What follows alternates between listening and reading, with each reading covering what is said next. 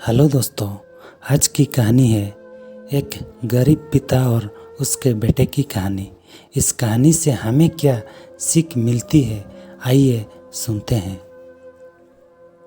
एक गांव में एक आदमी रहता था जिसका बेटा बहुत बीमार था।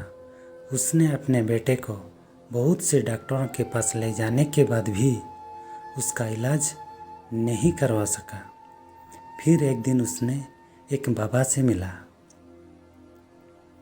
बाबा ने उससे कुछ दिन अपने साथ रहने के लिए कहा और उसके बेटे के लिए एक खास नुस्खा बताया।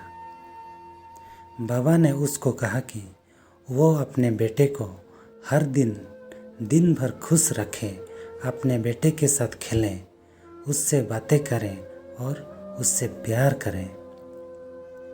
उसने बाबा की बात मानी और रोज़ अपने बेटे के साथ समय बिताने लगा। उसने अपने बेटे के साथ खेला, उससे बातें की और उससे प्यार किया। कुछ ही दिनों में उसका बेटा बिल्कुल ठीक हो गया।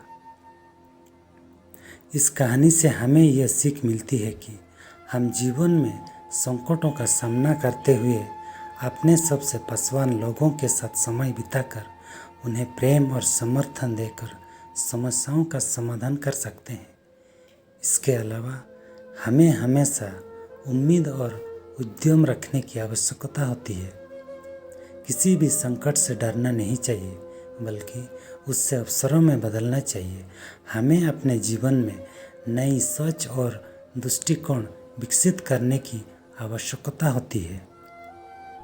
इस कहानी से हमें ये सीख मिलती है कि इंसान को कभी निराश नहीं होना चाहिए। हमें हमेशा सकारात्मक सोच और सक्रियता रखनी चाहिए। जब हम सकारात्मक होते हैं तब हमारी समस्याएं भी अवसरों में बदल जाती है। इसीलिए जीवन में संकटों से निपटने के लिए हमें न केवल सकारात्मक सोच विकसित करनी चाहिए, बल्कि हमें अपने साथ रहने वालों के साथ संवाद बनाए रखना चाहिए और उनसे प्रेरणा लेनी चाहिए। समझदारी से और समय पर काम करना हमारी सफलता के लिए बहुत महत्वपूर्ण होता है। एक समृद्ध जीवन के लिए अपनी अवस्था से संतुष्ट होना आवश्यक होता है।